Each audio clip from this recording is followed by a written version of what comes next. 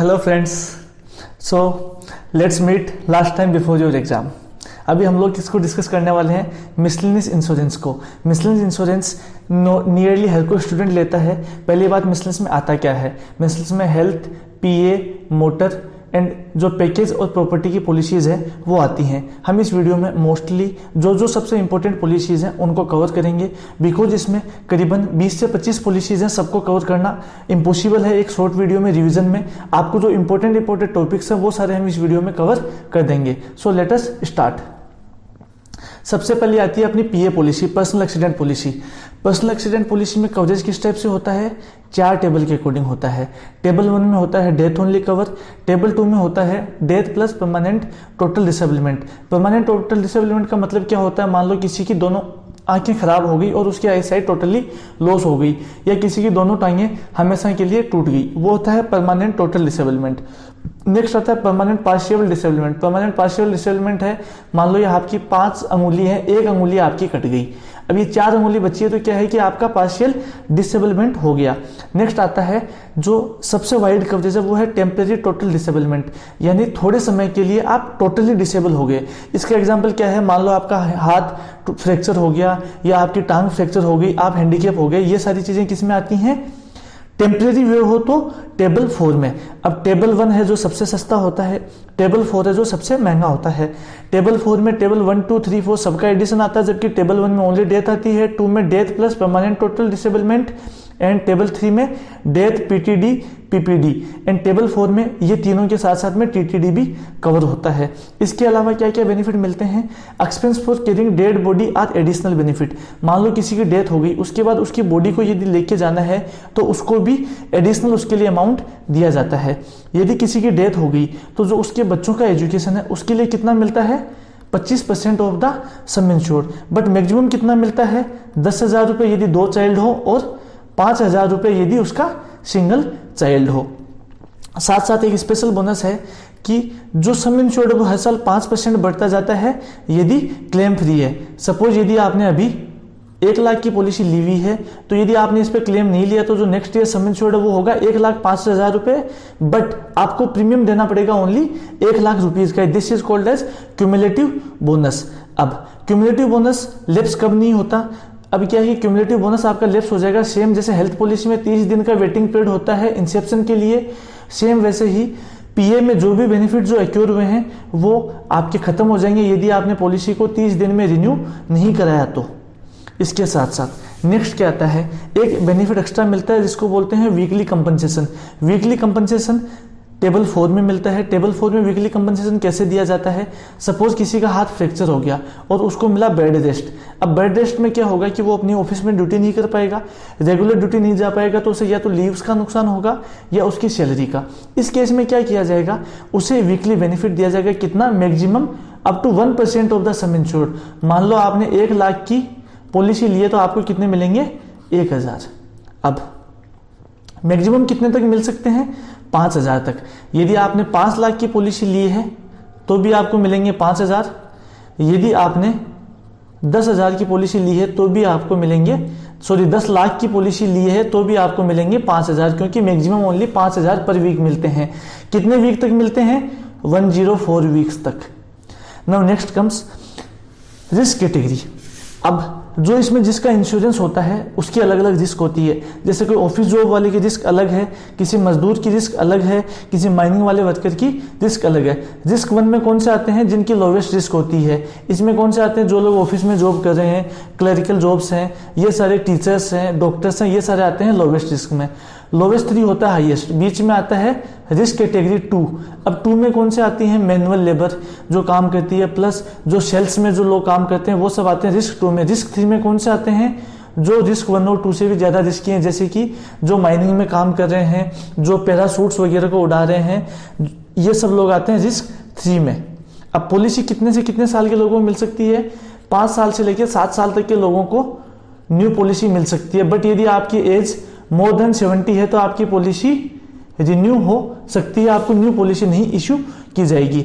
यदि आपने फैमिली पीए इंश्योरेंस लिया है, फैमिली पीए इंश्योरेंस का मतलब है घर में 4 लोग हैं, पति पत्नी 2 बच्चे, आपने चारों का इंश्योरेंस लेना चाहते हो, तो यहाँ पे यदि हस्बैंड अकेला कमाता है उस केस में क्या होगा कि जो वाइफ है वो 50% सम इंश्योर्ड के लिए एलिजिबल है, यानी वाइफ की लाइफ पे आप 50% सम इंश्योर्ड के लिए इंश्योरेंस करवा सकते हैं। जो बच्चे हैं उनके लिए आप कितना करवा सकते हैं, मैक्सिमम 25%। ये किस पे बेस्ड होता है, जो मेंबर इनकम, जिसकी मेंबर की इनकम है उसके बेसिस पे उसकी वाइफ और बच्चों के लिए जो सम इंश्योर्ड है वो फिक्स किया जाता है। बिकॉज पीए पॉलिसी में जो भी सम इंश्योर्ड है वो किस पे डिपेंड करता है, उसके ऑक्यूपेशनल वेजेस या जो भी उसकी इनकम है उसके बेसिस पे। बिकॉज लाइफ की एसेट वैल्यू निकालना अनसर्टेन है। अब यदि अपने पीए पॉलिसी में और इंपॉर्टेंट पॉइंट की बात करें, पीए पॉलिसी क्या क्या कवर नहीं करती। सेल्फ इंजरी, भाई खुद का हाथ काट लिया, नस काट ली, सुसाइड करने का अटेम्प्ट किया, वो कवर नहीं है। यदि आप ड्रग्स के नशे में या दारू के नशे में आप कहीं गिर पड़ गए, वो कवर नहीं है। यदि आप किसी एविएशन बैलूनिंग में यदि कोई यूज काम कर रहे हो, मान लो आप किसी भी बैलून में जा रहे हो या बैलून से उतर रहे हो, पैराग्लाइडर में जा रहे हो, वो सब कवर नहीं है। ओनली यदि आप एज अ पैसेंजर एयरक्राफ्ट में ट्रेवल कर रहे हो तो वो कवर है। ये इंपॉर्टेंट चीज़ है, इस पर सवाल आता है, कंफ्यूज करता है कि पैसेंजर यदि एयरक्राफ्ट में ट्रेवल कर रहा है तो वो कवर है कि नहीं है। यदि पैसेंजर एयरक्राफ्ट में ट्रेवल कर रहा है तो कवर है, बट यदि वो किसी बैलूनिंग में या वो पैराग्लाइडिंग जैसी एक्टिविटी में भाग ले रहा है उस केस में वो कवर नहीं है। नेक्स्ट आता है अपना डायरेक्टली और indirectly caused by venereal disease और इंसिनिटी। अब क्या होता है, किसी को सनकीपन होता है या जो पागलपन होता है उसकी वजह से उसने यदि खुद को डैमेज कर लिया, आपका मन किया कि भैया मेरा तो ये मोबाइल अच्छा नहीं लग रहा, इसके ऊपर मुक्की मार के तोड़ देता हूँ। अब आप मुक्की से तोड़ने गए और आपके हाथ में उसके कांच चुभ गए, तो वो सेल्फ इंजरी है, और साथ ही साथ वो किसकी वजह से हुई, इंसिनिटी की वजह से। नेक्स्ट आता है अराइजिंग और resulting from insured committing any breach of law with criminal intent. अब क्या है कि इंश्योर्ड मान लो यदि कोई ब्रीच ऑफ लॉ करता है, सपोज आप किसी के घर में चोरी करके उसकी दीवार फांदते हुए भाग रहे हो, तो उस केस में भैया आप पीए पॉलिसी में कवर नहीं हो।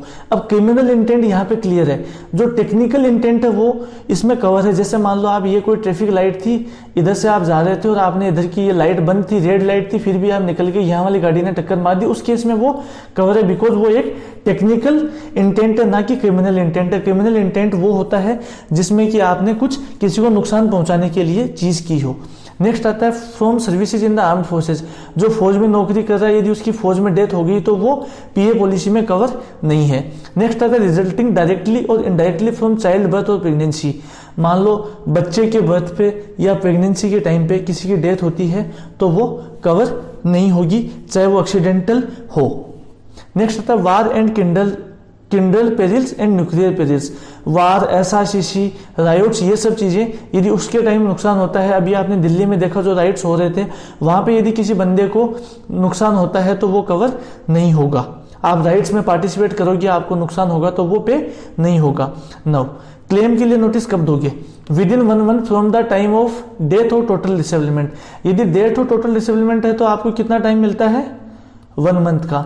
बट बाकी जो केस हैं पीटीडी और टेम्परेरी टोटल डिसेबलमेंट टीटीडी में, उसमें क्या होगा कि उसमें तो आपको इमीडिएटली नोटिस देना ही पड़ेगा। पॉलिसी कैंसिल कोई भी कर सकता है। यदि इंश्योरेंस कंपनी करेगी तो क्या करेगी, इंश्योरेंस कंपनी रिफंड देगी प्रो रेटा बेसिस पे, बट यदि कस्टमर करेगा तो उसे मिलेगा शॉर्ट पीरियड बेसिस पे।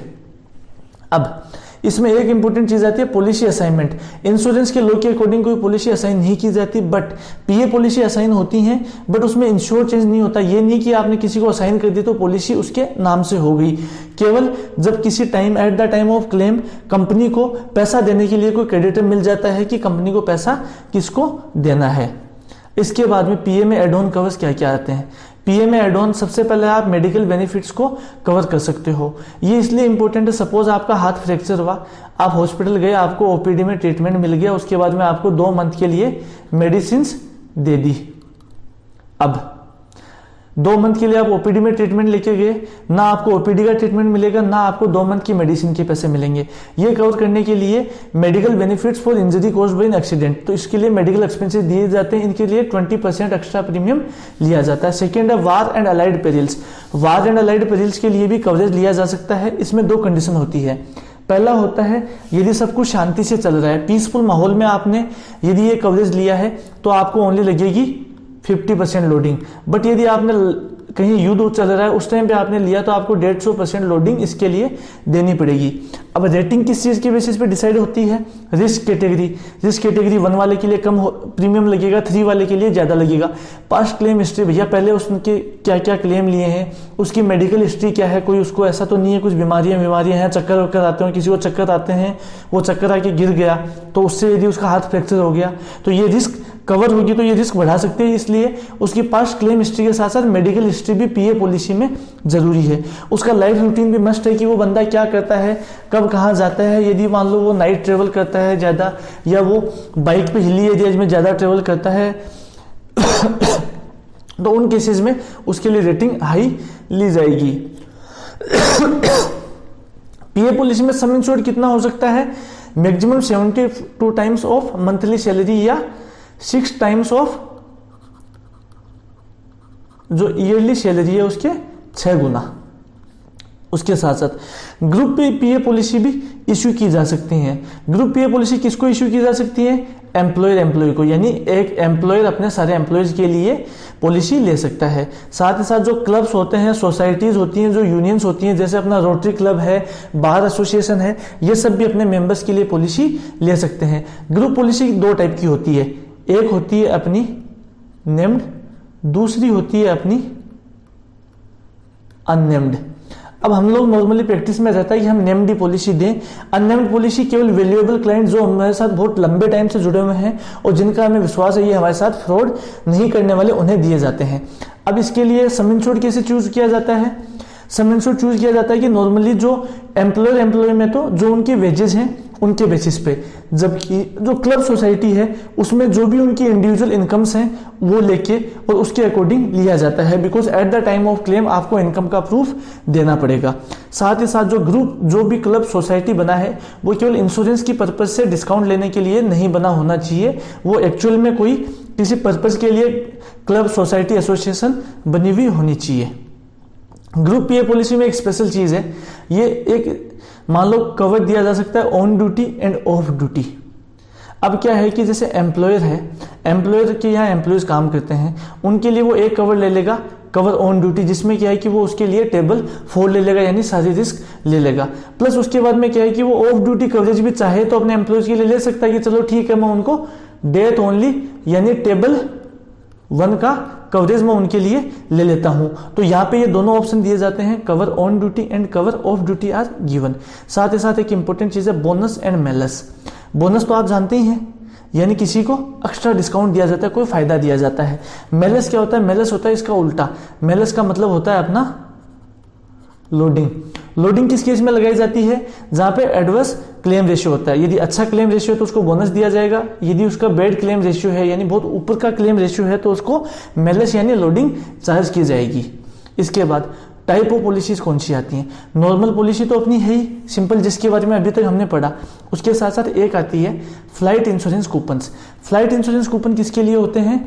फ्लाइट में यदि आप ट्रेवल कर रहे हो तो वो नॉर्मल पॉलिसी में कवर है, बट फ्लाइट में चढ़ते हुए या फ्लाइट से उतरते हुए वो अपनी नॉर्मल पीए पॉलिसी में कवर नहीं है, तो उसके लिए क्या होगा? हम देंगे flight insurance coupon. Flight insurance coupon 2 type से होते हैं, एक होता है वॉयज के लिए यानी एक पर्टिकुलर जर्नी के लिए, दूसरा होता है एनुअल। अब एनुअल में क्या होता है कि मान लो कोई अपने बताएगा भैया मुझे साल में 50 जर्नी करनी है तो उसे 50 कूपन दे दिए जाएंगे। अब यदि उसने ईयर में 45 ही जर्नी की हैं तो उसे जो बची हुई 5 जर्नी है उनका रिफंड हो जाएगा। मैक्सिमम रिफंड होता है यहाँ पे 50% तक। नो नेक्स्ट इज जनता पीए। जनता पीए किनके लिए थी? जो लोग बहुत कम कमाते थे, गरीब लोग थे, उन्हें एक सहारा देने के लिए मैक्सिमम अपना 1 लाख रुपीज तक का इंश्योरेंस किया गया था।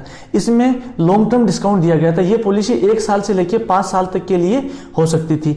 1 साल वाली में नील डिस्काउंट था, जबकि 2 में 5, 3 में 10, 4 में 15 और 5 में 20% तक इसमें डिस्काउंट का भी प्रोविजन था। ग्रुप जनता पीए पॉलिसी भी इश्यू की जा सकती थी। ग्रुप जनता पीए पॉलिसी किसके लिए इश्यू की जा सकती थी? मान लो किसी गांव के सरपंच ने अपने पूरे गांव के विलेजर्स के लिए पॉलिसी ली तो वो आ गई अपनी ग्रुप जनता पीए पॉलिसी। नेक्स्ट आती है student safety policy. Student safety policy क्या होती है? मान लो स्कूल में बच्चे आए हैं, बच्चों की स्कूल में रिस्क है, यदि बच्चों को कोई भी इंजरी होगी तो क्या होगा? पेरेंट्स किस पे कहेंगे? स्कूल के एडमिनिस्ट्रेशन पे कहेंगे कि भैया एडमिनिस्ट्रेशन वाले आपने हमारे बच्चे को कर दिया नुकसान।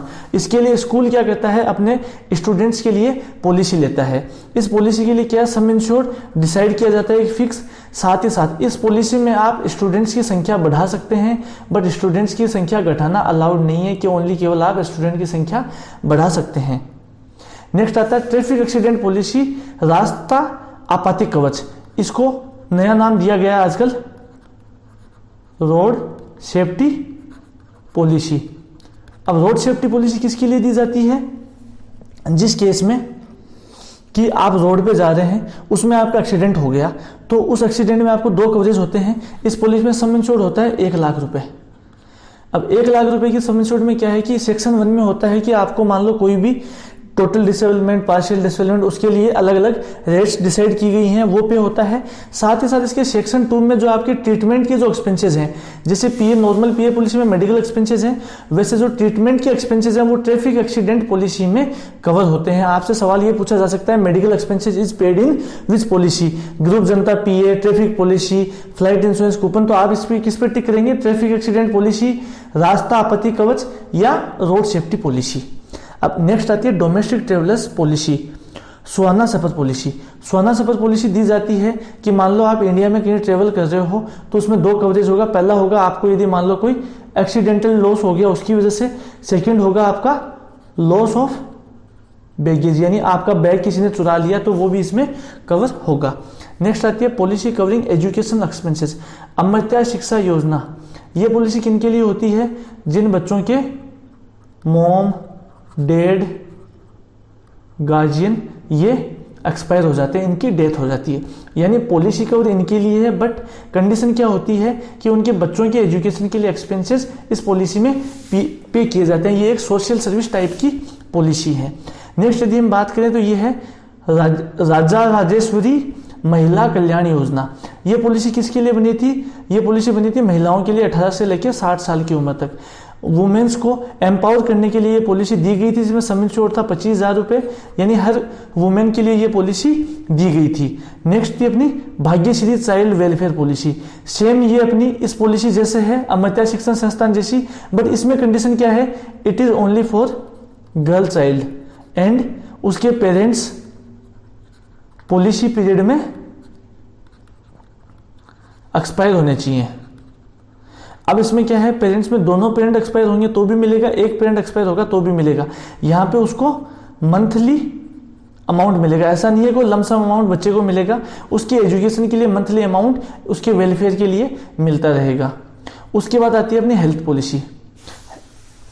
हेल्थ इंश्योरेंस में क्या क्या कवर है, हेल्थ इंश्योरेंस में रूम के बोर्डिंग के एक्सपेंसेस कवर हैं हॉस्पिटल में, नर्सिंग होम में, डॉक्टर की फीस है, नर्सिंग स्टाफ की फीस कवर है, साथ ही साथ सर्जन, एनेस्थीशियन, मेडिकल प्रैक्टिशनर, कंसल्टेंट जितने भी बुलाए जाते हैं उस कस्टमर के लिए उन सब की फीस पेएबल है। साथ ही साथ ऑक्सीजन की, ऑपरेशन थिएटर के चार्जेस, सर्जिकल अप्लायंसेज, और साथ में यहाँ पे एक वर्ड और जोड़ दो, सर्जरी का भी पेएबल है, मेडिसिन का पेएबल है, जो भी चेकअप्स होते हैं related to that disease only. ऐसा नहीं है कि भैया आपका सिर दर्द हो रहा हो तो आप अपने टांग का एक्सरे करवा रहे हो वो पे होगा, वो पे नहीं होगा। चेकअप्स ओनली डिजीज से रिलेटेड हैं वो ही पे होंगे। अब ये डेफिनेशन पूछी जाती है हॉस्पिटल क्या होता है। हॉस्पिटल एक इंस्टीट्यूट है जो कि indoor treatment of sickness and injuries, मान लो किसी की बीमारी और इंजरी के लिए इंडोर ट्रीटमेंट के लिए यूज किया जाता है, जो एज अ नर्सिंग होम या हॉस्पिटल रजिस्टर्ड है लोकल अथॉरिटीज के साथ, या फिर उसके अंदर 15 बेड हैं। यदि क्लास सी सिटी में है तो उसमें 10 बेड होने पे भी काम चल जाएगा ना। नेक्स्ट क्या कवर होता है, हॉस्पिटलाइजेशन केस में कब कवर होता है, ये बहुत इंपॉर्टेंट चीज आता है। आपको मिनिमम 24 आवर्स का हॉस्पिटलाइजेशन चाहिए, बट ये कुछ बीमारी के लिए, कुछ ट्रीटमेंट के लिए एक्सक्लूडेड, जैसे कीमोथेरेपी हो गया, आई सर्जरी हो गया। अब ये सारी चीजें जो हैं जिनके लिए कि आजकल आपको 24 आवर्स का जरूरी नहीं है हॉस्पिटलाइजेशन, वो बीमारियां डे केयर प्रोसेस में कवर होती हैं। तो आपसे ये सवाल भी पूछा जा सकता है, डे केयर प्रोसीजर्स कौन से होते हैं जिनमें आपको 24 आवर्स का हॉस्पिटलाइजेशन नीडेड नहीं होता। साथ ही साथ प्री और पोस्ट हॉस्पिटलाइजेशन के कवरेज भी मिलते हैं। प्री के मिलते हैं बीमारी से 30 दिन पहले जो भी आपने दवाइयां ली हैं वो सारी मिलती हैं। पोस्ट का होता है बीमारी के बाद में 60 दिन। अब प्री और पोस्ट भैया कैसे पता चलता है कि बीमारी होने के 30 दिन पहले क्या दवाई लेंगे? एक्चुअली पहले हम क्या करते हैं, रूटीन चेकअप के लिए जाते हैं डॉक्टर के पास, वो कुछ दवाई लिखता है, उससे हमें आराम नहीं मिलता, फिर से हम चेकअप कराते हैं, उसमें भी आराम नहीं मिलता, उसके बाद हमें हॉस्पिटलाइजेशन की नीड पड़ती है। तो जो एक्सपेंसेस जो पिछले 30 दिन में हुए वो कवर हैं। साथ ही साथ जब हॉस्पिटल से छुट्टी मिल जाती है उसके बाद क्या होगा कि आपको डॉक्टर मेडिसिन देगा, कुछ नीडेड चेकअप लिखेगा, भैया 1 महीने बाद आप ये टेस्ट करवा लेना, वो सब up to 60 days post hospitalization में कवर है। इन दोनों के लिए क्या है कि 10% ऑफ द सम इंश्योर्ड। मान लो आपने 3 लाख की पॉलिसी ली है तो आपको 30,000 रुपए तक के प्री और पोस्ट मिला के एक्सपेंसेस मिल सकते हैं। अब continuous illness up to 105 days, previous policy sum insured can be used. Suppose ये कोई यहाँ पे बीमार हो गया, इसकी बीमारी ये यहाँ से चली आ रही थी और ये यहाँ पे जाके इसको छुट्टी मिली, बट इस दौरान यहाँ पे क्या हुआ, ये पुरानी वाली पॉलिसी खत्म हो गई, इसने दोबारा पॉलिसी को रिन्यू करवा लिया। अब क्या होगा भैया, कायदे से तो सम इंश्योर्ड इसमें से कटना चाहिए, ऐसा नहीं होगा। जो डिजीज जिसके लिए ट्रीटमेंट चालू हो गया उससे 105 दिन तक वो as a single disease count होगी, कंटिन्यूस डिजीज, जिसके अंदर की इस पुरानी पॉलिसी में से ही उसका सम इंश्योर्ड यूज किया जाएगा। अब यदि कस्टमर के पास सम इंश्योर्ड यहाँ पे कम पड़ रहा है तो वो इस डेट का इसमें पे करवा के और इस डेट से नेक्स्ट वाली पॉलिसी में कवर करवा सकता है। बट नॉर्मली कस्टमर के पास सम इंश्योर्ड एक्सेस रहता है तो वो क्या करता है कि वो अपनी पुरानी वाली पॉलिसी में ही कवर कराना चाहता है, क्योंकि उसे पता नहीं नेक्स्ट पॉलिसी में उसे क्या अनफोर्सीन इवेंट देखने को मिले। इसमें एक चीज और होती है, यदि आप यहाँ हॉस्पिटल में भर्ती हुए, आपको डिस्चार्ज कर दिया गया, पॉलिसी एक्सपायर हो गई, नेक्स्ट पॉलिसी आई, अब यहाँ पे आप जाइए इसके लिए एडमिट हुए, उसके बाद आपका 3 दिन का हॉस्पिटलाइजेशन हुआ, यदि इस दिन से लेके टोटल 105 दिन नहीं हुए और सेम डिजीज है तो ये वाला जो ट्रीटमेंट है उसको इस पुरानी वाली पॉलिसी में कवर किया जा सकता है। इसको कंटिन्यूअस इलनेस बोलते हैं। इसको आप यदि समझ नहीं आया थोड़ा सा पीछे लेके वापस रिवाइंड कर लें, बहुत ही इंपॉर्टेंट चीज है ये। नेक्स्ट, हेल्थ पॉलिसी में क्या क्या कवर नहीं है। कोई प्री एग्जिस्टिंग डिजीज जिनके लिए वेटिंग पीरियड होता है, नॉर्मली प्री एग्जिस्टिंग डिजीज के लिए होता है 48 मंथ्स का वेटिंग पीरियड, यानी 4 पॉलिसी जब तक आपकी बीत जाएंगी तब तक आपको प्री एग्जिस्टिंग डिजीज नहीं मिलेंगी। नेक्स्ट क्या है, एनी एक्सीडेंट और सिकनेस ड्यूरिंग फर्स्ट 30 डेज। पहले 30 दिन में मान लो आप कोई बीमार पड़ गया, आपको बुखार हो गया तो वो कवर नहीं होगा, बट यदि वो एक्सीडेंट की वजह से है तो वो आपका कवर हो जाएगा। नेक्स्ट है अपना कैटरेक्ट, स्ट्रोटोमी, हर्निया, पाइल्स, स्टोन। ये कब तक कवर नहीं है, स्टार्टिंग 2 साल में। इनके लिए वेटिंग पीरियड होता है 2 ईयर्स का, बिकॉज कस्टमर को कैटरेक्ट है और उसने पॉलिसी ली 30 दिन तो वो वैसे चला सकता है, 31वें दिन पहुंच गया क्लेम लेने तो वो पेएबल नहीं होगा, उसे 2 ईयर्स तक वेट करना पड़ेगा। इंजरी ड्यूरिंग वार कंडीशन, यदि वार की हालत में कोई इंजरी होती है तो वो कवर नहीं होगी। No beauty related plastic surgery और अदर ट्रीटमेंट। अब क्या है भैया, मेरा चेहरा फूट रहा नहीं है, मुझे अपनी शक्ल सुधारनी है, उसके लिए यदि मैं चाहता हूँ प्लास्टिक सर्जरी कराऊं तो या कोई ट्रीटमेंट कराऊं तो वो पे नहीं होगा। Now next is cost of spectacles and contact lenses hearing aids. मान लो किसी को कैटरेक्ट का ऑपरेशन कराया, उसके बाद उसको चश्मा लगा तो जो चश्मा है उसके पैसे नहीं मिलेंगे, ना कॉन्टेक्ट लेंस के मिलेंगे। यदि किसी को कान का ऑपरेशन हुआ है तो हियरिंग एड का पैसा भी नहीं मिलेगा। डेंटल ट्रीटमेंट और surgery of any kind is not covered unless it is occurred by accident. मान लो आप गिरे और आपका जबड़ा टूट गया और आपका ऑपरेशन हो रहा है तो वो कवर है, बट आप अपने टूथ के लिए रूट कैनाल कराने जाओगे तो वो कवर नहीं होगा। Now next is expense in case of disease for which no establish treatment is there, यानी जिसके लिए कोई इलाज आज तक है ही नहीं उसके लिए आपको नहीं मिलेगा, जैसे कि एड्स। यदि आप एड्स के बिल ले आओगे तो भैया आपको पे नहीं होंगे, बिकॉज जिस बीमारी का आज तक इलाज मिला ही नहीं है उसका हम आपको कैसे पे कर सकते हैं। नेक्स्ट है extra medicine and health checkup not related to the disease. जैसे मैंने आपको स्टार्ट में बताया था कि आप गए हो सिरदर्द के लिए हॉस्पिटल में, दवाई ले रहे हो घुटने की चोट की, तो वो आपको कवर नहीं मिलेगा। ओनली जिस डिजीज के लिए आप गए हो उसी से रिलेटेड एक्सपेंसेस आपको इसमें पे होंगे। नेक्स्ट है expenses on vitamin and tonics unless forming part of treatment. यदि आपको कोई विटामिन या टॉनिक डॉक्टर ने बताए तब तो वो कवर है, बट आप अपनी हेल्थ को बूस्ट करने के लिए कोई विटामिन ले रहे हो तो उस केस में वो कवर नहीं है। नेक्स्ट है ट्रीटमेंट फॉर प्रेगनेंसी या चाइल्ड बर्थ से रिलेटेड कोई भी ट्रीटमेंट है वो कवर नहीं होगा, चाहे सीजेरियन डिलीवरी हुई हो। अब आप कहेंगे भैया सर्जरी ये कवर करो, लेकिन प्रेगनेंसी से रिलेटेड चीजें कवर नहीं होंगी। नेक्स्ट है नेचुरल थेरेपी ट्रीटमेंट। जो ये थेरेपी ट्रीटमेंट्स होते हैं ये मेडिकल पॉलिसी में कवर नहीं है। पॉलिसी किसके लिए इशू की जा सकती है, 5 साल से लेकर 70 साल के इंसान तक के लिए पॉलिसी इशू की जा सकती है, और अब भैया 5 साल से कम है, मान लो 4 साल का कोई बच्चा है, उसको कैसे कवर करेंगे? 5 साल से 70 साल के लिए हम इंडिपेंडेंट पॉलिसी इश्यू कर देते हैं, बट जो 3 महीने से लेकर 5 साल तक का बच्चा है उसको उसके पेरेंट्स के साथ कवर करना होगा, और जिस बच्चे का 3 मंथ से कम है वो अपनी मदर के साथ कवर रहता है अप टू 90 डेज। नेक्स्ट आता है फैमिली डिस्काउंट, इसमें 10% तक दिया जा सकता है। साथ ही साथ क्यूमुलेटिव बोनस भी दिया जाता है क्लेम फ्री के लिए। साथ ही साथ फ्री हेल्थ चेकअप भी अवेलेबल है। यहाँ पे आप किसी भी बॉडी पार्ट का करवा सकते हो, maximum up to 1% of the sum insured. और कब करवा सकते हो? 4 क्लेम फ्री ईयर में एक बार, यानी आपको 4 क्लेम फ्री ईयर होंगे तो ही आप ये हेल्थ चेकअप करवा पाएंगे। नेक्स्ट आती है group health policy. Group health policy similar to group PA policy है, बट इसमें क्या है कि ओनली नेम्ड पॉलिसी अलाउड है, अननेम्ड पॉलिसी नॉट अलाउड है। आपको ओनली नेम्ड पॉलिसी देनी पड़ेगी। इसमें सेम अपनी ग्रुप पीए पॉलिसी से ग्रुप डिस्काउंट मिलता है, बोनस मेलस लगता है आपके क्लेम एक्सपेंस के बेसिस पे, बट इसमें एक स्पेशल चीज़ है, मैटरनिटी एक्सपेंसेस को आप कवर कर सकते हैं 9 मंथ के वेटिंग पीरियड के बाद, यानी कि अब के बाद जो प्रेग्नेंट वुमेन होंगी उनको हम कवर कर लेंगे, बट उसके लिए आपको टेलर मेड पॉलिसी बनानी पड़ेगी। पीए पॉलिसी कुछ चीज़ें इसमें अवेलेबल नहीं है, जैसे कि क्यूमुलेटिव बोनस आपको ग्रुप हेल्थ पॉलिसी में नहीं मिलता है। साथ ही साथ हेल्थ चेकअप जो कि अपनी इंडिविजुअल हेल्थ पॉलिसी में जो होता है वो ग्रुप हेल्थ पॉलिसी में हेल्थ चेकअप का कोई क्राइटेरिया नहीं दिया जाता। इसके बाद आता है टीपीए, नाम तो आप सबने सुना होगा, थर्ड पार्टी एडमिनिस्ट्रेटर। इनका काम क्या होता है? क्लेम प्रोसेस करने का, यानी कि कोई भी क्लेम है तो वो हम इनसे प्रोसेस करवाते हैं। ये इंडिपेंडेंट होते हैं, जो आईआरडीए के तहत रजिस्टर्ड होते हैं। इनको हम लोग हर पॉलिसी पे जो प्रीमियम है उसका 6% एज अ सर्विस चार्ज पे करते हैं। टीपीए के आने से सबसे बड़ा फायदा क्या हुआ? टीपीए के आने से हमें मिलने लग गया कैशलेस। कैशलेस की service is the biggest benefit after emergency of TPA. अब हेल्थ में कौन कौन सी पॉलिसी होती हैं? हेल्थ में सबसे पहले है टेरिटरी केयर इंश्योरेंस, जो अपने normal individual family floater policy तो है ही, साथ ही स्पेशल टाइप की पॉलिसीज हैं जिनके बारे में अभी हम बात कर रहे हैं। टर्शियरी केयर इंश्योरेंस क्या है? ये मेजर डिजीजेस को कवर करती है।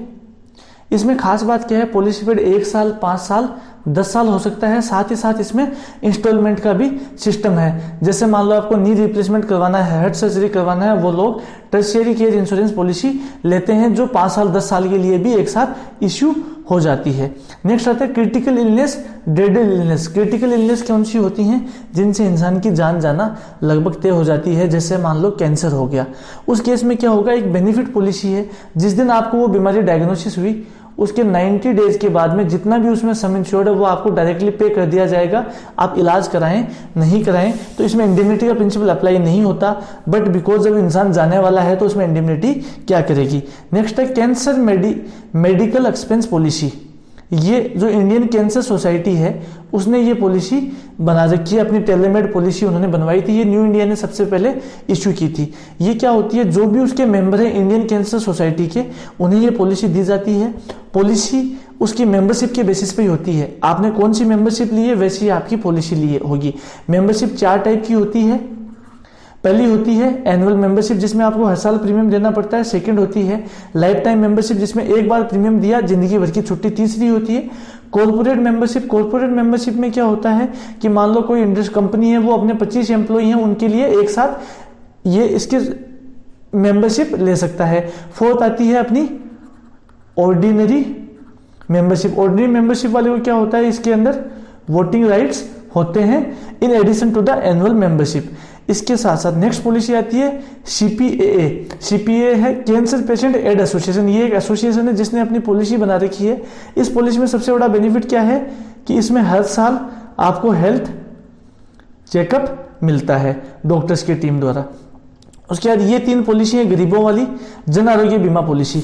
जन आरोग्य बीमा पॉलिसी दी जाती थी हर किसी का भला करने के लिए। यहाँ पे सम इंश्योर्ड होता है 5,000 रुपये, जो कि बहुत कम अमाउंट होता था। यूनिवर्सल हेल्थ इंश्योरेंस पॉलिसी आई थी फैमिली के लिए, फ्लोटर पॉलिसी आई थी, जबकि ये इंडिविजुअल पॉलिसी थी। यहाँ पे कितना होता है? 30,000 रुपये सम इंश्योर्ड होता था, जो कि ये दोनों स्कीम गवर्नमेंट ने इंश्योरेंस पेनिट्रेशन के लिए लॉन्च की थी। तीसरी थी राष्ट्रीय स्वास्थ्य बीमा योजना, RSBY। ये किसको मिलती थी? बीपीएल परिवार को। बीपीएल परिवार को 30,000 रुपये का फैमिली फ्लोटर कवर इस पॉलिसी में दिया जाता है। नेक्स्ट आती है overseas mediclaim policy. Overseas mediclaim policy issue होती है जिन लोगों को हवाई जहाज की यात्रा करके देश के बाहर जाना पड़ता है। क्या क्या कवर करती है? Medical expenses for any illness occurred during overseas visit. मान लो कोई आप विदेश में गए, विदेश में आपको कोई बीमारी हो गई या कोई एक्सीडेंट हो गया या फिर आपके जो बैगेज है उसका कोई नुकसान हो गया, इसके लिए एक स्पेशल पॉलिसी है जो अपनी बुक में दी हुई है, उसका नाम है विदेश यात्रा मित्रा। आपको तो भैया ये नाम याद रखना है, हो सकता है आपकी कंपनी किसी दूसरे नाम से जो भी है overseas travel policy, overseas mediclaim policy कुछ भी बेचे, बट आपको एग्जाम में विदेश यात्रा मित्रा पॉलिसी याद रखनी है। इसी से रिलेटेड सवाल आएगा। इसमें क्या क्या कवर होता है? ये दोनों टाइप की ट्रिप को कवर करती है, बिजनेस ट्रिप को भी कवर करती है, फैमिली ट्रिप को भी कवर करती है।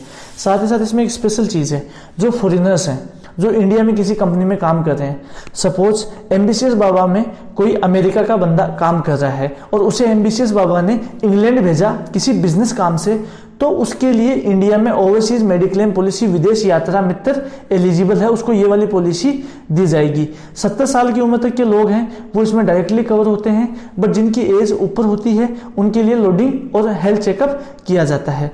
इसमें क्लेम सेटलमेंट एजेंसीज होती हैं सेम एज टीपीए, क्योंकि जो काम टीपीए करता है वही क्लेम सेटलमेंट एजेंसी करेंगी, वो उसके क्लेम को रिपोर्ट करेंगी, प्रोसेस करेंगी और उसका पेमेंट कराएंगी।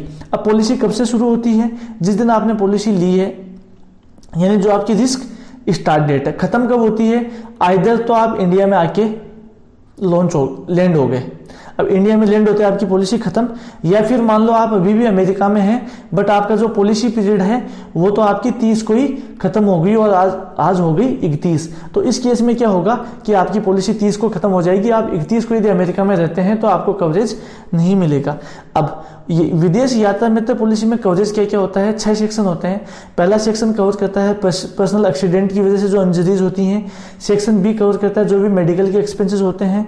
सेक्शन सी कवर करता है लॉस ऑफ बैगेज, आपका यदि बैगेज किसी ने चुरा लिया तो। सेक्शन 4 कहता है डिले इन चेक्ड बैगेज, यदि आपका जो लगेज है वो आपको 12 घंटे तक नहीं मिला तो उस केस में क्या होगा, उसको आपको डिले ऑफ चेक्ड बैगेज में आप क्लेम करोगे, बट एट द एंड जाइए क्या होगा, वो क्लेम इसी में काउंट हो जाएगा जब आपका बैगेज है उसका लॉस उसको मान लिया जाएगा। फिफ्थ है लॉस ऑफ पासपोर्ट, यदि आपका पासपोर्ट खो गया, आपको नया बनाने में प्लस आपको जाने में जो भी इश्यूज हो रहे हैं वो आप लॉस ऑफ पासपोर्ट में कवर करवा सकते हैं। सेक्शन एफ होता है पर्सनल लायबिलिटी, यदि आप विदेश में हैं भैया, वह आपने किसी की गाड़ी को तोड़ दी, किसी की बिल्डिंग को तोड़ दी, किसी आदमी को थप्पड़ मार दिया, आप पे पर्सनल लायबिलिटी का केस आ सकता है, उसको कवर भी इस पॉलिसी में विदेश यात्रा मित्र में कवर किया जा सकता है। आप इनको दोबारा याद कर लें, विदेश यात्रा पॉलिसी में 6 सेक्शन होते हैं, PA, medical, loss of baggage, delay in delivery of baggage, loss of passport and personal liability.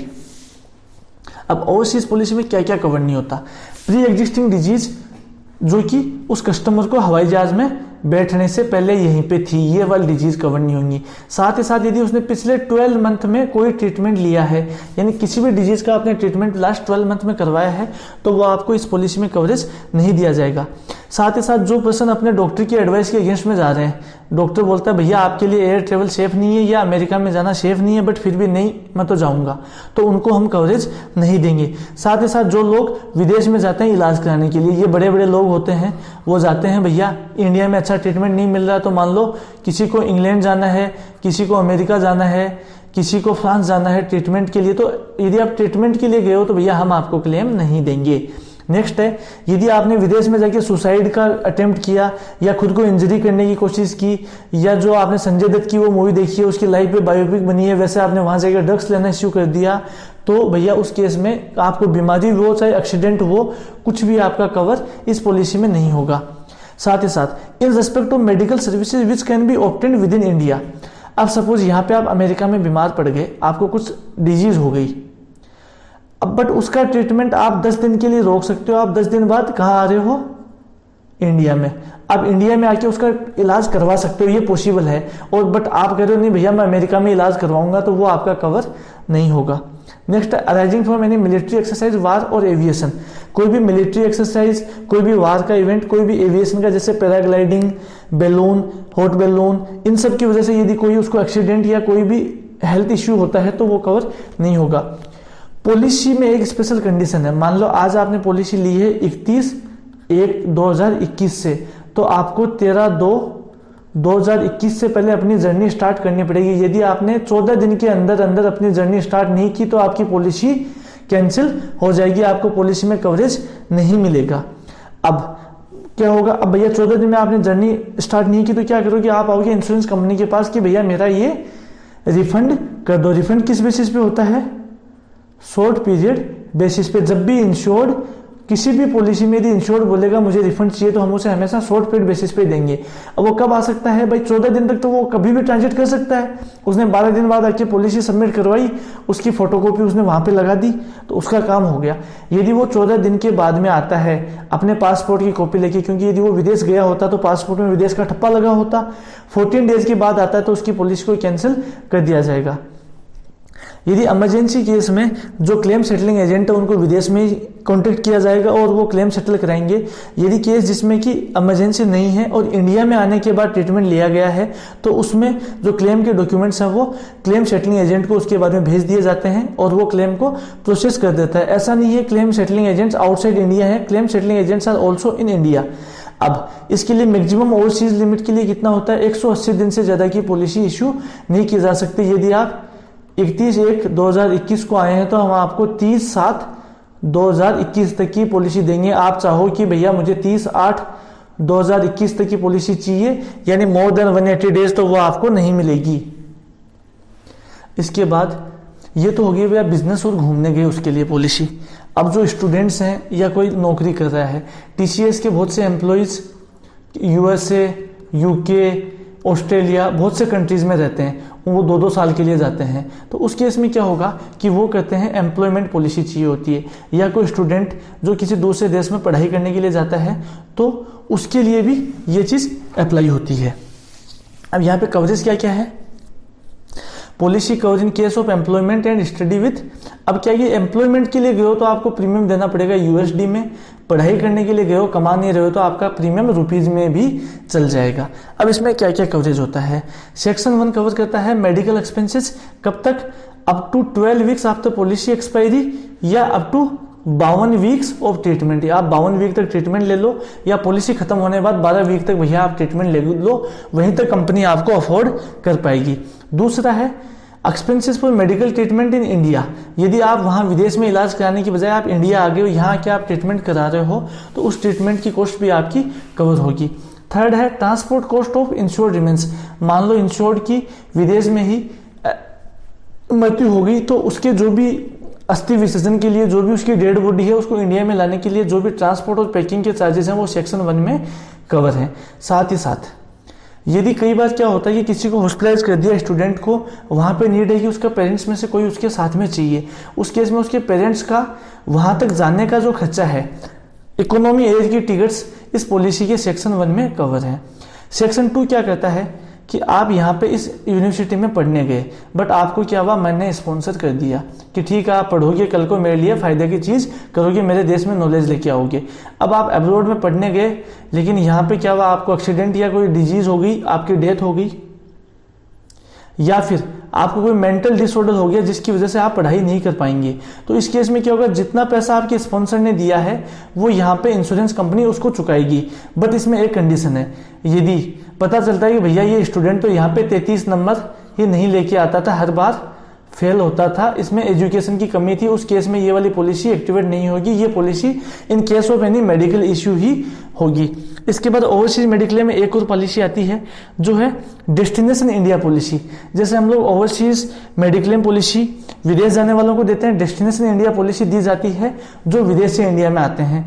इसमें क्या मिलता है, अपना पीए मेडिकल प्लस अपना बैगेज का कवरेज, ये 3 कवरेज अपने को इसके अंदर अलाउ होते हैं। ना नेक्स्ट आता है अपना बर्गलरी इंश्योरेंस। अब तक हम लोग पढ़ रहे थे इंश्योरेंस जो कि इंसानों से रिलेटेड है, अभी हम लोग पढ़ेंगे पॉलिसी जो कि प्रॉपर्टी से रिलेटेड है। उसमें सबसे पहले आती है प्रॉपर्टी में बर्गलरी इंश्योरेंस। बर्गलरी इंश्योरेंस में क्या कवर होता है, एनी लॉस और डैमेज टू द प्रॉपर्टी। किसकी वजह से, यदि कोई प्रॉपर्टी में फोर्सिबल एंट्री करी और सामान चुरा ले गया, या फिर सामान चुराने के बाद उसको निकलते टाइम फोर्सिबल एंट्री करनी पड़ी, 2 चीजें तो ये। अब जरूरी नहीं कि उसको फोर्सिबल एंट्री निकलने के लिए करनी पड़े। मान लो घर पे आप हो, आपके पास चाबी है, तो वो आपको 2 थप्पड़ मार के और आपसे चाबी छीन के ले जाएगा, तो उसमें भी क्या है, वो बर्गलरी में ही काउंट होगा। साथ ही साथ जो होल्ड अप रिस्क है, बैंक में जो आते हैं, जो पिस्तौल दिखा के पैसा लूट ले जाते हैं, वो भी बर्गलरी पॉलिसी में कवर है। अब इसमें एक आता है की क्लोज। की क्लोज कैसे लगता है कि मान लो जैसे आपने ये कोई अपना शेयर था, इसकी की यहाँ किसी बॉक्स में रखी हुई थी, अब आप यहाँ पे घुसे, इस बॉक्स को आपने यदि तोड़ा, तो उस केस में की क्लोज अप्लाई होता है और क्लेम पेबल होता है कि अब आपने इसको आराम से खोल सकते हो जब आपको यहाँ से की मिल गई। तो यदि आपने की को यदि फोर्सिबली तोड़ा है तो आपको उसमें जो क्लेम है वो ऑब्जेक्ट को फोर्सिबली एंट्री की नीड नहीं है। साथ ही साथ बर्गलरी में क्या होता है कि बर्गलरी का इवेंट करते हुए जो भी प्रॉपर्टी को नुकसान हुआ है, सपोज कोई आपके घर में घुसेगा चोरी करने के लिए, तो उसे क्या करना पड़ेगा, खिड़की तोड़नी पड़ेगी। अब ये खिड़की का जो डैमेज है वो भी इसमें कवर होगा। अब पॉलिसी में स्ट्राइक राइट और सिविल कम्यूटेशन की पेरिल्स इनबिल्ट कवर नहीं है, बट आप इनको as a add on cover कर सकते हो। साथ ही साथ थेफ्ट और लार्सनी को भी, जो कि बेसिक पॉलिसी में कवर नहीं है, उनको आप कवर कर सकते हो। थेफ्ट में क्या है कि मान लो यदि उसने करीब प्लस लार्सनी में उसने किसी को अटेम्प्ट यानी मारने की, पीटने की कोशिश की, वो लार्सनी में कवर होगा। तो ये दोनों चीजें भी आप as a add on cover कर सकते हो। बर्गलरी पॉलिसी में कवर क्या क्या नहीं है, लॉस और damage where own insured man are included. मान लो कोई कंपनी है, उसी का आदमी है, वो आके वहां पे चोरी कर लेगा, तो भैया वो उसमें कवर नहीं है। प्रॉपर्टी जिनको आप मोटर या प्लेट ग्लास पॉलिसी में इंश्योर कर सकते हो, मान लो आपकी प्राइवेट कार है, कोई उसका ताला तोड़ के ले गया, अब आप चाहते हो बर्गलरी में कवर मिले, नहीं, क्योंकि आप इसको मोटर में इंश्योर कर सकते हो, मोटर में आप इसका कवर लीजिए। Loss due to fire, fire की वजह से यदि कोई नुकसान हो गया, वो बर्गलरी पॉलिसी में कवर नहीं है। राइट स्ट्राइक टेररिज्म, इसकी वजह से मान लो दंगे फसाद हुआ और कोई आपकी दुकान को लूट ले गया, वो बेसिक में कवर नहीं है, बट आप उसको यहाँ पे एज अ एड ऑन ले सकते हो। नेक्स्ट है depreciation, wear and tear and consequential losses. अब क्या आपकी यहाँ पे ये खिड़की टूट गई, अब यह खिड़की से यहाँ से क्या हुआ कि बारिश आ गई, अगले दिन उस बारिश से आपका पूरा घर भीग गया, तो वो कॉन्सिक्वेंशियल लॉसेस यहाँ पे कवर नहीं होंगे। इसके बाद बर्गलरी पॉलिसी कितने टाइप की होती है। बर्गलरी पॉलिसी में सबसे पहले होती है full value basis. Full value basis क्या है कि जितना आपका सम इंश्योर्ड है उतने के लिए आपने पॉलिसी ले ली। ये 2 टाइप से होती है। पहली होती है कि आपको पता है भैया मेरे पास कितना सम इंश्योर्ड रहने वाला है, मान लो मेरे पास 1 लाख का सम इंश्योर्ड रहेगा, मैं 1 लाख की पॉलिसी ले लूंगा। ये तो हो गई अपनी non declaration policy. Declaration policy में क्या है कि मान लो मैं असर्टेन हूं कि मेरे पास 1 लाख का सामान रहेगा या 2 लाख का। इस केस में क्या करेंगे, हम डिक्लेरेशन पॉलिसी ले लेंगे। जैसे कि हम लोग डिक्लेरेशन पॉलिसी किस में लेते हैं, फायर पॉलिसी में। डिक्लेरेशन पॉलिसी में उसे हर महीने अपना सम इंश्योर्ड डिक्लेयर करना पड़ेगा और पॉलिसी एंड पे जितना उसका सम इंश्योर्ड डिक्लेयर हुआ उसके बाद जो भी सम बचा उसको हम लोग रिफंड कर देंगे। सेकेंड पॉलिसी आती है फर्स्ट लॉस बेसिस पे। मैं तो ये मानता हूँ भैया मेरे घर की मेरी टोटल वैल्यू है 40 लाख, लेकिन मेरे घर में 10 लाख के गहने रखे हुए हैं, चोरी इन्हीं को करके लेके जाएगा, फर्नीचर फिक्सर बेड वगैरह को कोई चोरी करके नहीं लेके जाएगा, तो मैं फर्स्ट लॉस बेसिस पे यानी कि लॉस में पीएमएल यानी प्रोबेबल मैक्सिमम लॉस के ऊपर मैं इसको इंश्योर करवा लूंगा। अब आप सोच रहे होंगे भैया यहाँ तो अंडर इंश्योरेंस नहीं लगेगा, यहाँ पे भी अंडर इंश्योरेंस लगता है। अंडर इंश्योरेंस यहाँ पे कैसे लगता है कि जो फर्स्ट लॉस है उसके लिए एक परसेंटेज किया जाता है कि मान लो मुझे 20% फर्स्ट लॉस बेसिस पे चाहिए आउट ऑफ 100%। अब क्या है कि आप 100% पे आप यहाँ पे वैल्यू दोगे। सपोज आप कहोगे 40 लाख, मुझे 20% यानी मुझे 8 लाख की पॉलिसी चाहिए, बट क्लेम के टाइम पे क्या देखा जाएगा कि आपने जो 40 लाख का 20% लिया था, क्या 40 लाख सफिशिएंट है इस पूरी प्रॉपर्टी को इंश्योर करने के लिए। ये चीज अंडर इंश्योरेंस के लिए काम आती है। नेक्स्ट है फ्लोटिंग पॉलिसी। फ्लोटिंग पॉलिसी यदि आपका 2-3 जगह सामान है उसको आप सिंगल पॉलिसी में कवर करना चाहते हो तो हम क्या देते हैं, फ्लोटिंग पॉलिसी। नेक्स्ट आती है वैल्यूड पॉलिसी। वैल्यूड पॉलिसी कुछ चीजें होती हैं जिनके लिए कि वैल्यू असर्टेन करना मुश्किल होता है, उनके लिए वैल्यूड पॉलिसी दी जाती हैं। ये नॉर्मली ज्वेलरी आइटम्स वगैरह के लिए दी जाती है। नेक्स्ट है इन्वेंट्री एंड वैल्यूएशन क्लोज। अब क्या आपके अंडर इंश्योरेंस लगेगा, बर्गलरी में आपको जो भी आप क्लेम लोगे उसके लिए आपको उसका जो बिल है वो देना पड़ेगा। कस्टमर के पास बिल रहता नहीं रहता तो कस्टमर क्या कहता है कि इन्वेंट्री एंड वैल्यूएशन क्लोज लगा दो, जो मेरे बही खाते में जो उसकी वैल्यू है आप उतना पैसा उसका दे दो, मैं आपको बिल सबमिट नहीं करूंगा। जब ये वाला क्लोज लग जाता है तो आपको बिल सबमिट नहीं करना पड़ता। Burglary private dwelling insurance policy, इसमें क्या करते हैं कि हम लोग थेफ्ट प्लस बर्गलरी दोनों को कवर करते हैं। जो इंडिविजुअल ओनर्स के हाउसेस होते हैं। नेक्स्ट आती है all risk policy. All risk policy में थेफ्ट, फायर, बर्गलरी ये सारी चीज़ें कवर होती हैं। ये नॉर्मली ज्वेलरी या जो महंगे सामान होते हैं उनके लिए ऑल रिस्क पॉलिसी ली जाती है। नेक्स्ट है बैगेज इंश्योरेंस। बैगेज इंश्योरेंस, मान लो आपका कोई बैगेज को चुरा के ले गया, in that case baggage insurance is given. Next आता है money insurance. Money insurance nearly burglary insurance से सिमिलर है, बट क्या था कि अपना बर्गलरी में जो अपनी प्रॉपर्टी थी उसको डैमेज करने का था, बट यहाँ पे केवल पैसे का खेल है। इसमें 2 सेक्शन होते हैं। सेक्शन 1 क्या कवर करता है, मनी इन ट्रांजिट, जबकि सेक्शन 2 कहता है मनी इन सेफ। अब मनी इन ट्रांजिट कौन सी हो सकती है, कस्टमर बैंक से अपने घर पैसा लेके आ रहा है, कस्टमर अपने घर से बैंक पैसा लेके जा रहा है, कस्टमर अपने घर से अपना जो परमाइशिस है जहाँ पे उसका काम हो रहा है वहाँ पे पैसा लेके जा सकता है। यानी कि जो पैसा जहाँ से जहाँ तक मूव कर सकता है, या बैंक से परमाइशिस जा सकता है, परमाइशिस से बैंक जा सकता है, परमाइशिस से घर जा सकता है, घर से बैंक जा सकता है, घर से परमाइशिस जा सकता है, बैंक से घर पे सीधा आ सकता है। यानी ये जितने सारे परम्यूटेशन कॉम्बिनेशन है वो सारे मनी इन ट्रांजिट में कवर होते हैं। जबकि मनी इन सेफ में कौन सा कवर होता है, जो पैसा आपने तिजोरी में रखा, ये नॉर्मली आपका 48 आवर्स तक या कोई देता है 72 आवर्स तक ये इसका कवरेज दिया जाता है। जब पैसा आया उसके बाद उसको आप 48 से 72 घंटे तक उसके अंदर रख सकते हैं। सम इंश्योर्ड किसके बेसिस पे होता है, एक तो होती है इसमें सिंगल कैरिंग लिमिट, यानी कि एक बार में आपका कितने का लॉस हो सकता है, साथ ही साथ आप टोटल ईयर में आपके कितने ट्रांजेक्शन होंगे उसके लिए आप एस्टिमेटेड टर्नओवर लेंगे।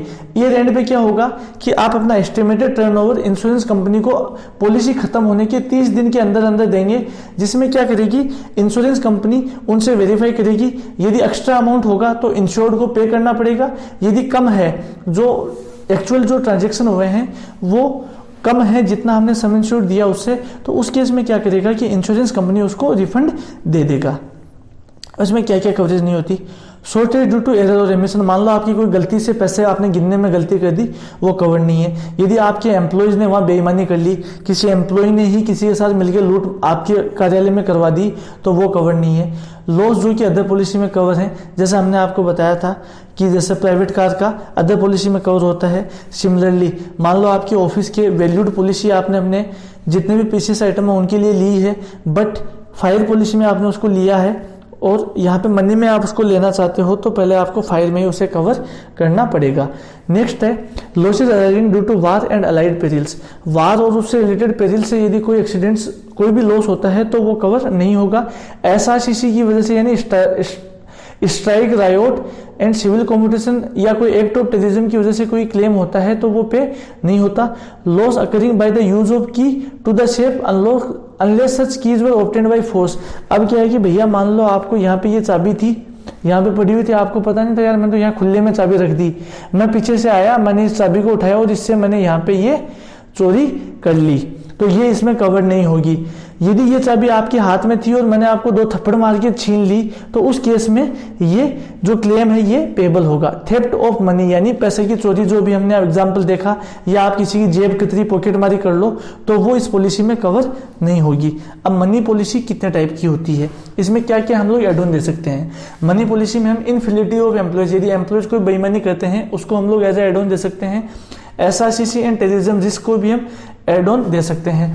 डिस्बर्समेंट रिस्क क्या होता है, आप यहाँ ये बैंक से ये पैसा लेके आए, यहाँ पे आप अपने सारे एम्प्लॉयज को एक एक को बुला के नोट बांट रहे हो और इस टाइम पे कोई आपसे ये पैसे छीन ले गया तो वो पॉलिसी में मनी में कवर नहीं है, उसे आपको एज अ एड ऑन लेना पड़ता है। नेक्स्ट है money in safe. Money in safe normally कोई कंपनी देती है 48 घंटे तो कोई देती है 72 घंटे। अब आपका सपोज 10 दिन के लिए पैसा पड़ा जाता है यानी 240 आवर्स, तो उसके लिए क्या करेंगे हम मनी इन सेफ के लिए एड ऑन ले सकते हैं। साथ साथ मनी एट बिजनेस काउंटर, जो ऑफिस में जो गले में पैसा पड़ा होता है वो मनी इंश्योरेंस में ओनली एड ऑन लेने के बाद ही कवर होता है। इसके बाद आती है अपनी फिडिलिटी गारंटी। फिडिलिटी गारंटी किसके लिए होती है, जब आपके एम्प्लॉय बेईमानी कर लें। एम्प्लॉय बेईमानी किस चीज की करेंगे, वो आपकी कंपनी की इमेज को खराब करने की बेईमानी कर सकते हैं, आपके यहाँ पैसों का गबन कर सकते हैं। वो आपकी कंपनी की इमेज या क्वालिटी को खराब करते हैं, वो पे नहीं होगा, बट यदि उन्होंने यहाँ पे पैसों का गबन किया तो वो यहाँ पे पेएबल होगा। ये इसमें क्या है कि जो एक्ट्स यदि आपने किए नौकरी पे रहते हुए वही कवर होंगे। यदि बैड अकाउंटेंसी की वजह से कोई हो गए, सपोज भैया आपके कैशियर ने क्या हुआ, यहाँ पैसे जोड़ना ही भूल गया, वो हमेशा 2 रुपए को 20 रुपए पढ़ लेता था और इस हिसाब से क्या हुआ, कंपनी को रोज 18 रुपए का घाटा लग जाता था। ये बैड अकाउंटेंसी प्रैक्टिस है, ये इसमें फिडिलिटी में कवर नहीं होगी। अब फिडिलिटी पॉलिसी कब तक क्लेम देगी? अब क्या है, कोई यदि आपके यहाँ 400 BC कर रहा है, वो 2 दिन में तो पता नहीं चलता। उसने यहाँ से स्टार्ट की, यहाँ पे पॉलिसी चल रही थी, पॉलिसी चलते चलते पॉलिसी यहाँ पे खत्म हो गई, बट वो यहाँ तक बेईमानी करते था। इस पॉइंट पे पता चला कि ये बेईमानी कर रहा है, तो उसका ये वाला जो पार्ट में जो पॉलिसी पीरियड का जो क्लेम था वो रिकवरेबल है, बट कंडीशन है कि ये जो पॉइंट है ये इससे 12 महीने बाद नहीं होना चाहिए, मैक्सिमम विद इन 12 मंथ्स होना चाहिए। या तो एम्प्लॉय जिस दिन रिटायर हुआ उसके 12 महीने में, या जिस दिन पॉलिसी खत्म हुई उससे 12 महीने के अंदर। यदि पॉलिसी खत्म होने 12 महीने बाद तक कोई क्लेम नहीं आता तो क्लेम इसके अंदर पेबल नहीं होगा। अब क्लेम कैसे पे करना, लॉस कैसे करना होता है, जैसे आपको पता चला आप कंपनी को इंटीमेशन दीजिए, उसके बाद आपको 3 मंथ का टाइम होता है जिसके अंदर क्या प्रूव कीजिए कि मेरे फलाने एम्प्लॉय ने मेरे यहाँ से गबन कर लिया। नव जो इंश्योरेंस कंपनी होती है उसके पास राइट होता है कि जिस एम्प्लॉय की वजह से उसे ये पैसा देना पड़ रहा है उसके अगेंस्ट में वो क्रिमिनल केस चला के अपने रिकवरी राइट्स को, सब्रोगेशन राइट्स को यूज कर सके। पॉलिसी क्या होती है, कई बेसिस पे होती हैं। एक होती है अपनी individual employ basis. Individual employ basis में क्या है कि हम नाम लिखेंगे नरेंद्र के लिए हम लोगों को 200 रुपए की फिडिलिटी गारंटी चाहिए। दूसरी होती है collective for group. Collective for group में क्या होता है, यहाँ मेरे 3 एम्प्लॉय हैं, नरेंद्र, सुरेंद्र और महेंद्र। इनके लिए मैं क्या करूंगा, नरेंद्र की रिस्क है 200 रुपए, सुरेंद्र 500 रुपए केस हैंडल करता है, जबकि महेंद्र 1000 रुपए केस हैंडल करता है। तो इन तीनों के लिए मैं अलग अलग लिमिट दूंगा। नेक्स्ट आती है फ्लोटर पॉलिसी। जब यहाँ पे एक ग्रुप ऑफ अकाउंटेंट्स बैठा हुआ है, मुझे ये नहीं पता कौन सा अकाउंटेंट के पास कितनी रिस्क है, तो मैं सबको मिला के एक साथ एक सम इंश्योर ले लूंगा 2000 रुपए का। ये आता है अपना फ्लोटर पॉलिसी में। नेक्स्ट आती है पोजीशन बेस। अब क्या है कि हम लोग पोजीशन के लिए लेंगे, सपोज हमने बीएम के लिए पॉलिसी ले ली 2 लाख की, साथ ही साथ हमने एएम असिस्टेंट मैनेजर के लिए हमने पॉलिसी ले ली 1 लाख के लिए। अब यहाँ पे एम्प्लॉय चेंज हो सकता है, बट जो ये पोस्ट पे बैठा हुआ है, यदि इस पोस्ट पे बैठे हुए व्यक्ति ने गबन किया तो उसके लिए ये क्लेम पेबल होगा। नेक्स्ट आती है ब्लैंकेट पॉलिसी। ब्लैंकेट पॉलिसी में क्या होता है कि सबके लिए एक सिंगल कवरेज ले लिया जाता है, जिसमें मान लो 5 एम्प्लॉयज हैं, 5 एम्प्लॉयज के लिए मुझे 5000 का कवरेज चाहिए। यहाँ पे ना उसके नाम बताए जाते हैं, ना उनकी लिमिट बताई जाती है।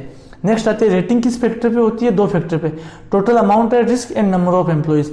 टोटल अमाउंट ऑफ रिस्क कितना हो गया, जैसे मान लो ये टोटल एम्प्लॉइज का यहाँ पे इस वाले केस में कितना हुआ 1700 रुपए अपना, ये टोटल यहाँ पे अपने 1700 रुपए ये टोटल अमाउंट ऑफ रिस्क हो रहा था। एम्प्लॉइज कितने थे 3, तो ये दोनों फैक्टर के बेसिस पे जो प्रीमियम है वो निकाला जाता है। साथ ही साथ negligence of lack of care can be insured. अब क्या सरकारी कंपनियों में एम्प्लॉय होते हैं आलसी, तो सरकारी कंपनियां चाहती हैं कि भाई हमारे एम्प्लॉय की नेग्लिजेंस या लैक ऑफ केयर को भी कवर किया जाए। कुछ कंपनी इस लैक ऑफ केयर और नेग्लिजेंस को एज अ एड ऑन दे देते हैं। फ्रेंड्स, उम्मीद करता हूँ ये वीडियो आपके लिए मिसलेनियस में काफी मदद करेगा। मिसलेनियस का एक पार्ट मोटर हमने ऑलरेडी अपलोड कर दिया था, ये सेकंड पार्ट है, क्योंकि आप लोगों की काफी डिमांड आ रही थी कि यू वांट मिसलेनियस, तो लास्ट मोमेंट में हमसे जितना बना हमने आपके लिए प्रिपेयर करके दिया है। आप अच्छे से पढ़िए एंड बी पॉजिटिव, आपका सिलेक्शन पक्का है यदि आपने वीडियो यहाँ तक देखा है तो। I can guarantee this. Okay, thanks a lot.